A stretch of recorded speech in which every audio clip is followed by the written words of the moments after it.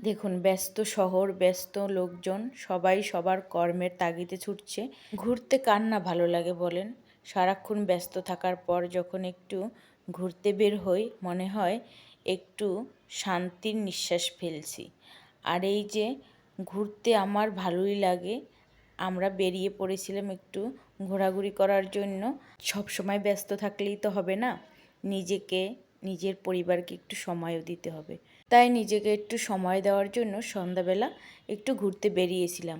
রাস্তায় যেই পরিমাণে জ্যাম ছিল, আর বেশি দূর যেতে পারলাম না, এই পর্যন্তই দাঁড়িয়ে রইলাম। তখন ভাবছি একটু ভিডিও করে নিই রাতের শহরটা কেমন লাগছে।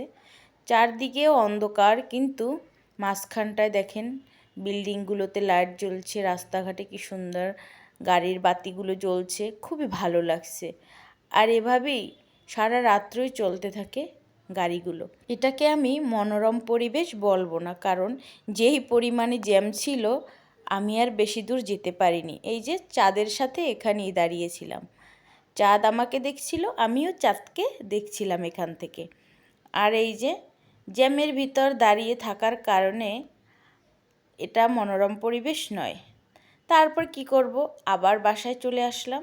আমরা মাঝে মাঝেই সন্ধ্যার পরে একটু ঘুরতে বের হই, কিন্তু মাঝে মাঝে অনেক সময় বাতাস থাকে, ঘুরতে ভালোই লাগে। আর আজকের যখন বের হলাম, প্রচণ্ড গরম লাগছিল, এক তো জ্যাম ছিল রাস্তায়, আর যেই পরিমাণে রৌদ্রের তাপ দুপুরবেলা থাকে তখন রাস্তাঘাট পুরো গরম হয়ে থাকে। আর যখন সূর্যটা ডুবে যায় তখন দুপুরের সূর্যের এই আলোতে গরম হওয়া রাস্তাঘাট বিকেলের হাওয়ার সাথে যেন গরম একটা হাওয়া তৈরি করে। তাই প্রচুর গরম লাগে বিকেলবেলা আর রাতের বেলা বের হলে।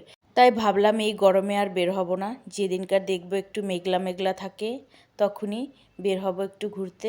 সারাক্ষণ ব্যস্ত থাকার পর দেখবেন যখন একটু নিজেকে সময় দিবেন বা পরিবারকে সময় দিবেন, আপনার কাছেও ভালো লাগছে। তাই সব সময় কাজ নিয়ে পড়ে থাকবেন না, মাঝে মাঝে একটু ঘুরতে বের হবেন, বাহিরের জগৎটাকে একটু উপভোগ করার চেষ্টা করবেন, দেখবেন খুবই ভালো লাগছে। আমাদের এই বাস্তব জীবনটা কখনো কিন্তু নিখুঁত হয় না, ছোট ছোট আনন্দই আমাদের জীবনটাকে সুন্দর করে তোলে। তাই এই ছোট ছোট আনন্দের মধ্যে যদি একটু খুশি থাকা যায়, সেটাই তো ভালো। আমরা পৃথিবীতে আসার সময় একাই আসি, যাবার সময় একাই চলে যাই। না কেউ সাথে যায়, না কেউ সাথে আসে। সৃষ্টিকর্তার কি মহান খেলা দেখেন। আমাদের একা পাঠানো হয় পৃথিবীতে, কিন্তু আমরা কেউই একা থাকতে পারি না, একা বাঁচতে পারি না। ভালো থাকার জন্য আমরা একটা পরিবার তৈরি করি, তারপর একটা ভালো রাখার মানুষকে খুঁজি। এভাবেই আমরা মায়ায় আবদ্ধ হয়ে পড়ি আর সৃষ্টিকর্তাকে ভুলে যাই।